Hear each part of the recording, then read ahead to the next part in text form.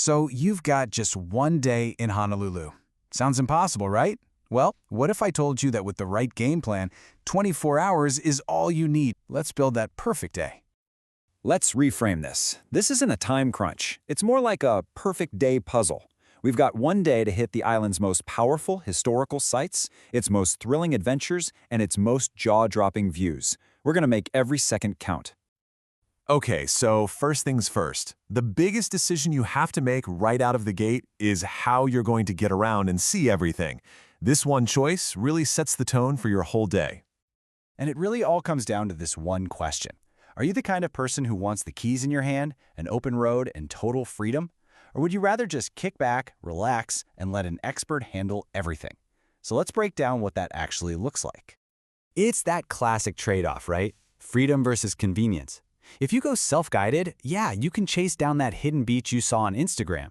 But you'll also be battling Oahu's legendary traffic and hunting for parking. On the other hand, a guided tour just takes all that stress away. A private tour is awesome if you're with family and need that flexibility, while a group tour is a super smart, budget-friendly way to go, and you might even meet some cool new people.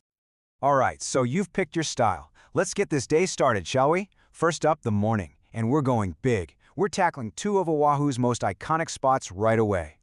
First stop, Pearl Harbor. And listen, this isn't just checking a box on a list. It's a really powerful, moving experience that kind of gives you the historical heartbeat of the island. Seriously, even with the tight schedule, this is something you just can't miss. Okay, now for the inside scoop on Pearl Harbor. And this is super important. You have to plan ahead. Those free boat tickets to the Arizona Memorial, they get snatched up like crazy. So you've got to book them online like weeks in advance. And here's a little pro tip from the locals. Get there right when they open to beat the massive tour bus crowds.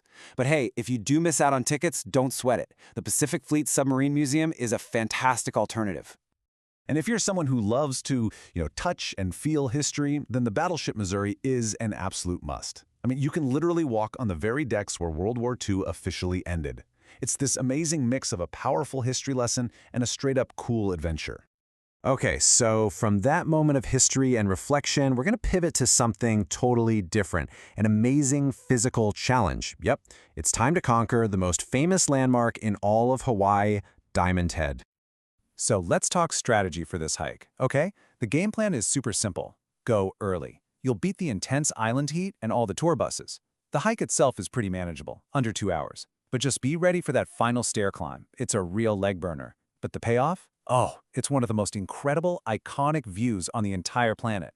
And then comes the real reward. You're going to celebrate with these warm, sugary, heavenly donuts called malasadas from Leonard's Bakery right nearby.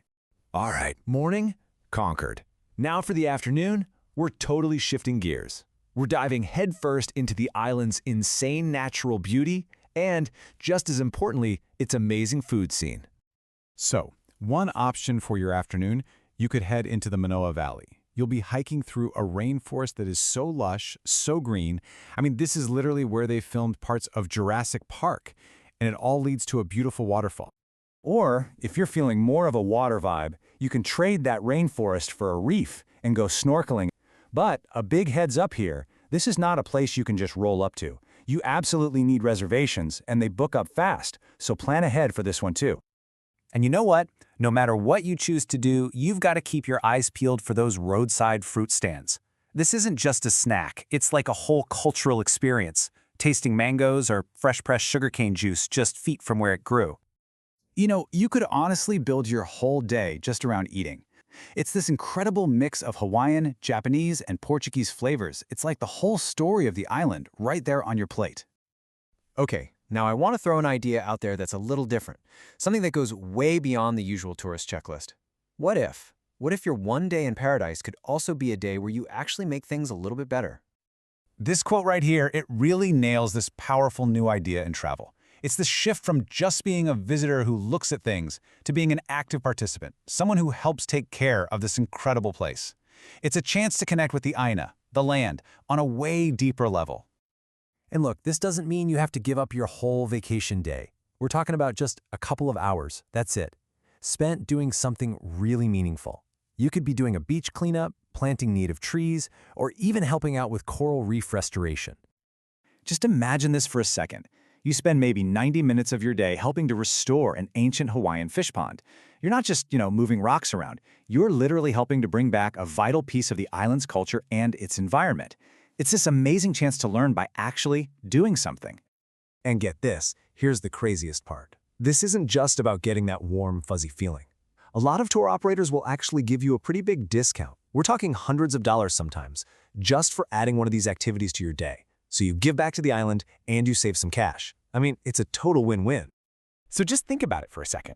From the really moving history of Pearl Harbor to that incredible high of standing on top of Diamond Head. From the pure joy of a perfect plate of garlic shrimp to that deep satisfaction of giving back to the land, you can do all of that, all of it. So, you've seen the options, you've seen the trade-offs, you've seen all the amazing possibilities. There's really only one question left, and you're the only one who can answer it. When you get your one day in paradise, how are you going to spend it?